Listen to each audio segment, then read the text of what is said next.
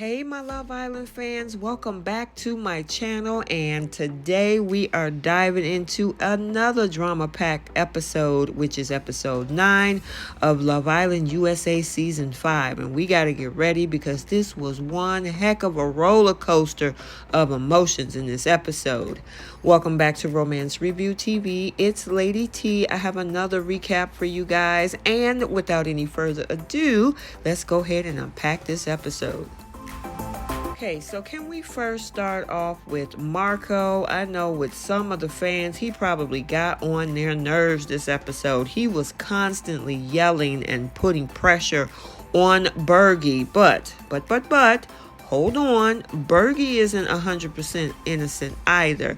Now, I get why he went to, vent to Carmen. He didn't have to keep stirring the pot. I mean, it's a slippery slope when you got all these people with all these emotions running high in that villa. So I honestly think that Bergie wanted this information to stay between the two of them, but it got messier, of course, when Carmen decided that she wanted to bring up old information to Victor, something that was already discussed 2 days prior. He was in there minding his business, watching the television program, and here they come. And of course, Bergie is cringing because Carmen is about to come at Victor with all that heat. And then there's Victor, and I mean, he was pissed. He was upset, and I know there were some of the fans that probably didn't like what he had to say, and then others was like, look, you bum rushed the guy. He had moved on. I mean, we know that it's been bad blood between him and Carmen because they broke up over the past couple of episodes. And then he went on to get into Bergie's butt, which, for some people that might have been uncomfortable to watch. But yeah, he was yelling. And at this point, Bergie, he was so upset with what was said. And I mean, even when he got into the room with the other guys and they tried to clear it all up, he tried to clear it back up by telling the guys exactly what he had to say. On the brief bench, I told Carmen towards the end of our conversation, I almost didn't pursue you because Victor told me that, you only saw a friendship vibe with us. Yes, we went through that. Yes. But you told her, but I have to put you in front of the other guys. Why is she putting me aside? Why go like a fucking puppy behind her to tell her that I have to put you aside and I have to belittle you?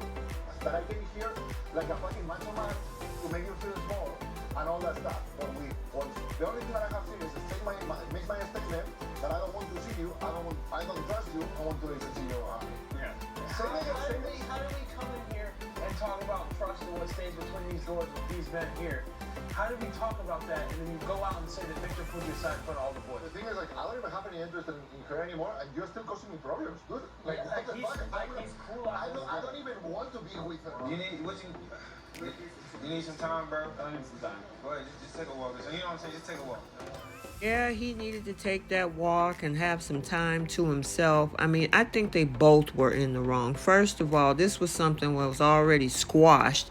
Second of all, Carmen didn't have to reopen that wound because it looked like Victor had pretty much moved on from this situation. Even though it was a little bit of a sore spot, he was like, I'm done with it. I don't want to be with her now. And now we bring up all this drama. So there was a lot of messiness. He was loud, and then Carmen and Bergie were kind of messy with this. That's just my opinion. So then we see Hannah decide to have a conversation with Bergie to try to tell him what he wanted to hear, to cheer him up, instead of saying, hey, maybe you should have just left that conversation 2 days ago and not rehash this thing by bringing it back to Carmen.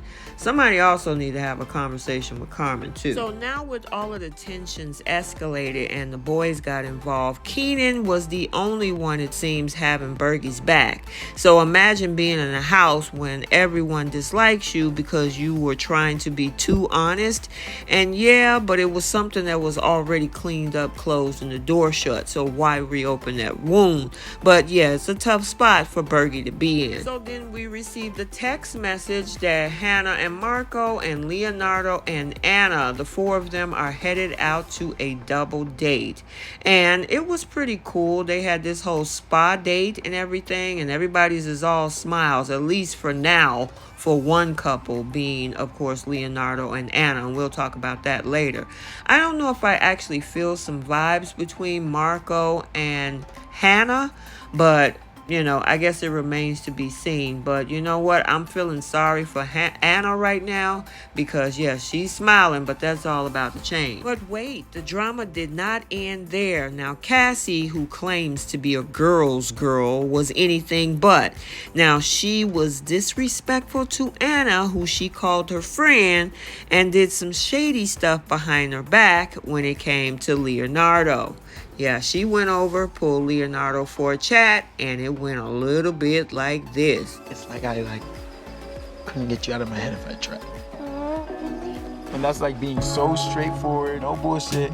And it's just like, I don't want to not say anything if you go home. So for me, I feel like I owe it to myself, I owe it to you to have the clarity in knowing that. I feel betrayed by two people, and two people that I really trust. He never said anything to you. He was like, I'm closed off, I'm not about her. I'm always like, no, Leo's my number one.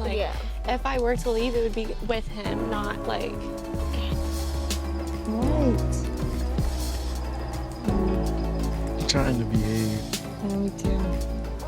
So then we got to see the deceit, the actual receipts, and then the retreat. So it's like, it would eat me alive if I didn't tell that to you. Yeah. You know? But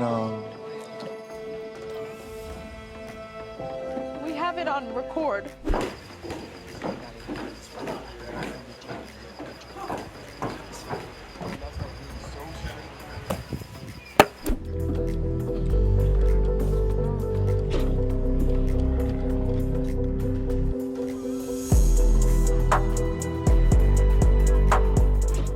Yeah, Cassie girl, it is now time for you to own up to your actions.